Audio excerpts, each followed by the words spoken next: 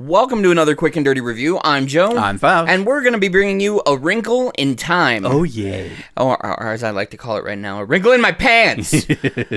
Okay, so hands up if you read the book.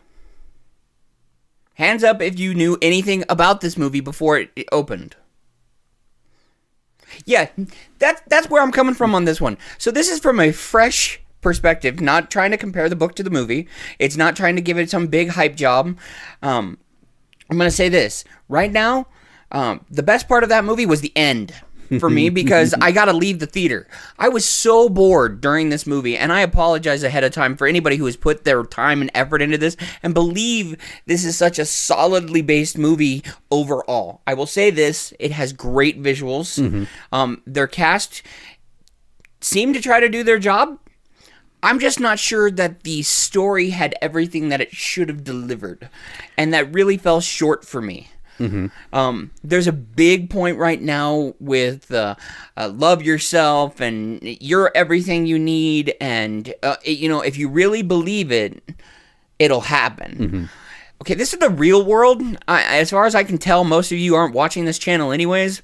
So the first thing I'd like to say is that the people that do watch it, thank you. But I don't have some crazy belief that if I really put my heart and soul into this for a second, I'm gonna get 1 million views on this fucking video. So that's where this comes from for me. And this movie's all about if you love yourself and you're happy and you love your faults, you know, everything will be okay, and you'll be able to save your family and love your family and do the things. No, okay, you walk into this movie and you're just like, I want you to tell me a story, and it doesn't do it very well. That is my opinion. On to Faust. So I went into this movie blank as well. I haven't read the book. I tried a couple of times, but I can't really make my way into the narrative. I can't remember why. I tried reading it a while back.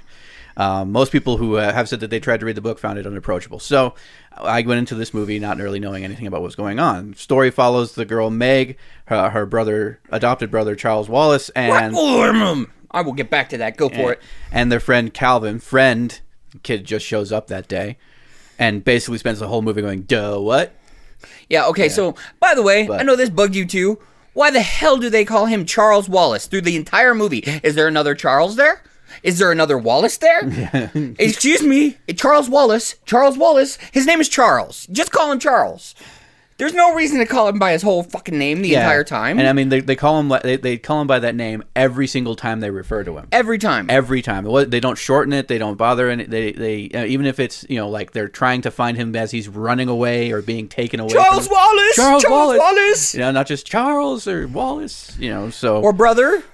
So, anyway, Meg is having a tough time because her father disappeared 4 years ago. Right. And it turns out he was trying to figure out what the fabric of the universe was made of, and it's frequencies, and if you love yourself and your harmony with yourself, and yeah, the father believed that you should be able to travel through space specifically and purely by picturing it in your head and needing no further technology beyond that. And NASA basically laughs at him. Yeah, more than NASA, the entire STEM universe laughs at this guy. Yeah. So when he disappears, everybody figures he just kind of left humiliated, and the kids are dealing with the whole abandonment and absence, and that's all a that valid kind of issue. Yeah. I'm not going to deny that that's not a valid and heart-touching issue. And for a parent suddenly disappearing, especially on odd terms, yes, that's a solid point in a movie for me. I'm okay with that. I'm not okay how the rest of it was delivered. Now, not spoiling anything that wasn't revealed in the trailers anyway. So, 3 women show up. Apparently, randomly. Yeah, randomly. Apparently, they all know Charles Wallace, but Meg has never seen them at all before. And they all say that the father has succeeded in his experiments and managed to travel billions of light years across the universe and is trapped somewhere. And they don't know where. Well, first they try to find him. They don't know where he is. Well, yeah, but in the trailer, he's in trouble. They take the kids to go find him because they believe the kids are the ones that have the strongest connection to him. Right. And that is... The thing is, this book sounds like, from what I'm telling, I want to kind of read the book to see if it was ever more described exactly how much peril the kids are in. Because this movie feels like it pulls every single punch that would make you concerned for the safety of these children. They're never in danger. Like, there's no strife. Do you know what's safer than a fairy godmother? 3 fairy godmothers. And you know what's safer than 3 fairy godmothers? sentient plants who will save you from any problem that comes apart. Yeah.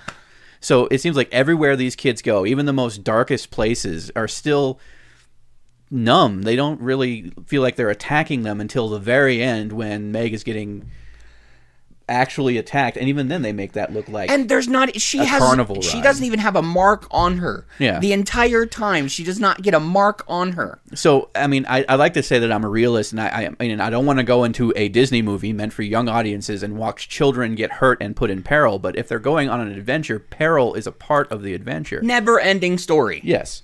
Never ending story. Movies related to that. I mean, people die in Up. People get hurt in Up. Yeah. People get hurt in Zootopia. So, for this movie to come out, I really do appreciate it that the director put it in front of the movie to thank us for watching and everything like that as a part of a personal statement. You know the other director that I saw do that? What? Terry Gilliam in Tideland. We don't talk about Tideland. Yeah, we don't talk about Tideland. We don't talk about Tideland. So, for this movie to go on the way that it did, I will say I wasn't very satisfied with it because I think that it might be trying to make it more cushioned for younger or more impressionable audiences. And so as me, a mature moviegoer, somebody who critiques these movies and analyzes them to a point that most people probably won't, I wasn't very satisfied with the way things were carried. But I do have to caveat that with the fact that the reason I'm not joining him on this super massive we should burn it at the stake crusade is because after the fact, some of the things that were said in that movie, especially to Meg with all of the troubles that she had, are the exact kind of thing I think people should hear when they're in those kinds of situations. I agree with you, but it was delivered poorly. I admit this, but it is still delivered, and the fact that it is way better than those places that show kids in those situations and then just completely gloss it over or ignore it at all. And that's where I will concede 100% to that. And so, in my dealings, both online and offline, after the fact, I actually experienced a rare bit of positivity in my life. Which is true. If you guys know me, if you knew me in private life, then you would know that I'm a very dark person. So the fact that this movie was able to have even that amount of effect on me, and this is the reason why I watch Disney movies, is for small doses of that kind of thing. This is a huge dose of that. This is the big Disney good-feely kind of thing, and that's probably why it feels so pulled and reserved and not any real peril to it or any impact from what's going on. I'm sorry, that's just too big of a mountain for me. I know. I mean, for some people, that's too much. They get thrown in gale force winds a quarter mile in a tree trunk. I'm sorry, that's martini a la kid. Yeah. Okay? I'm sorry. They have not a scratch on them afterwards. That is something that makes it seem like they're in more of like a dream or an imaginary kind of place, and what they do has absolutely no effect or relevance on the real world. And I would have taken that 100% if at the end of the movie that there was a big reveal, that there was like, no, the dad didn't technically go across the universe, that this was a realization that she had with the 3 therapists in a group session or something like that, because then it would have been actual. It would have been actual impact. It would have felt more real. Right. Yeah. And instead they try to be like, no, she's special and she went across the universe and nobody else has ever seen it and nobody else will. Well, now they know the frequent. I don't know what really happens after that. Apparently it's part of a series. I've never heard of more than A Wrinkle in Time. So either way, that's my take on it. How'd you feel about the giant Oprah? I will say this, the fact that, I mean, she changes size a couple of times through it, but most of the time Oprah is bigger than every other person on the screen. And so props to the production company for finally making a character for Oprah to play that's big enough to encompass her ego. Yeah, I kind of agree with you there sometimes. Like, I love what she's done for the community, and she's definitely a factual person, but I've never seen so many people idolize that woman. She's right there with Beyonce. There is a point in time where, as a part of the thing, they are actually flying by her face as like the most gigantic, like surface of the moon kind of. Yeah, Oprah and Charles face. Wallace is like, he's like, and reaches up and brushes her cheek, and I'm like, That is the creepiest thing I've ever seen. Yeah, I agree with you. Oh, and then Reese Witherspoon, like, getting completely naked in front of 3 children. Yeah. You don't see it. But yeah, you don't see it. And, you know, they make it a point to say that she's naked, and they hide Charles Wallace's eyes. Yeah. And the kid, Calvin, Calvin, the what kid, looks away. But Meg, she's all into it. She's like, she's getting a full-on eyeful. Yeah. I don't know. It's weird. It's yeah. If you can, this will be my final thought on this one. This is one to take kids to. Yeah, if you want to take a child to it, or if you're not trying to go for deep thought and you don't want to analyze the scene, see it. It's going to be a touchy, heart-filled movie if you don't analyze any part of it. If you just take it at face value and don't look farther than what's behind the curtain, you'll like it. I mean, it's definitely something that's visually stunning. It really has amazing visuals. They did a really good job on the visuals. Though we said that about Jurassic Park, and that didn't age well either. Yeah. Well, that was ages ago. We're not going to go into that. But if you want to take your kids, they're not going to analyze it the way we would, of course. They'll eat it up. And so take it. Go watch it. Enjoy it. But don't try to look behind the curtain. You're just going to get really angry. No. Well, that was quick and dirty reviews for Wrinkle in Time. Of course, if you like what you see, hit those buttons. Let us know down in the comments. Of course, if you want us to review something, new, old, we'll check it out. Just let us know. And otherwise, we will see you guys next time. But if I love myself and if you truly believe and accept your faults. You know what they did? What? They Kingdom of the Crystal Skull bit.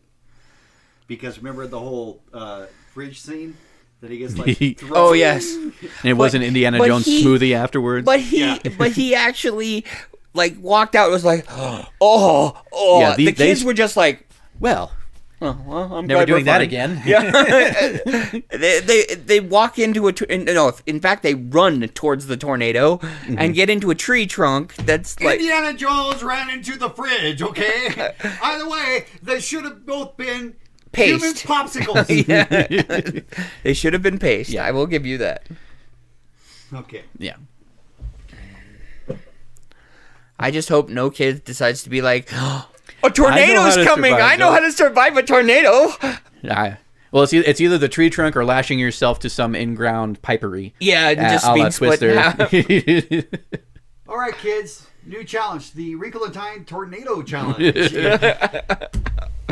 That was like some guy says, "Hey, I'm gonna strap a GoPro to my head and run into this like Force 3 tornado or something like that."